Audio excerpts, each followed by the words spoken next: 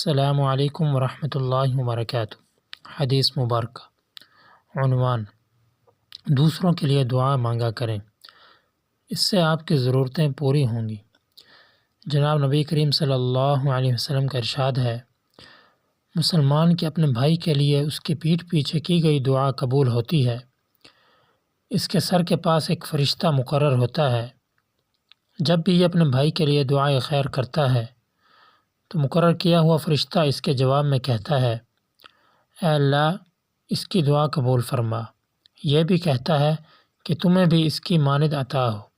رواہ صحیح مسلم، حدیث نمبر 6929۔